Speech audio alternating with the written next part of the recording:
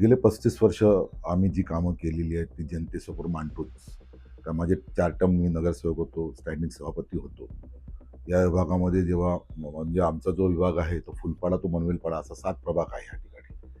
या विभागामध्ये पाण्याची समस्या मोठी होती. ग्रामपंचायत असताना नंतर नगर परिषद झाली, नंतर महानगरपालिका झाली.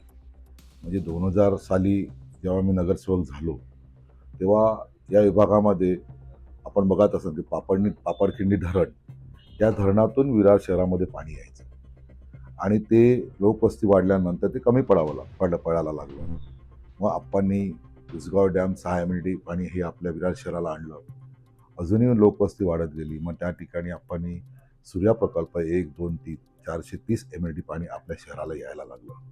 5.5 वर्षात त्यांना नियोजनच जमलं नाही पाण्याचं. बांधकामाची कामं आहेत, नाले आहेत, रस्ते आहेत. त्या ठिकाणी गार्डन आहेत, सुशोभीकरण करणं.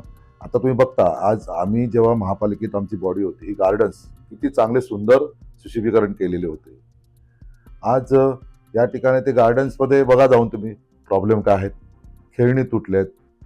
त्याच्यामध्ये व्यायाम करण्यासाठी साहित्य टाकलेली आहेत, एक्सरसाइज करण्यासाठी. ती सुद्धा तुटलेली आहेत.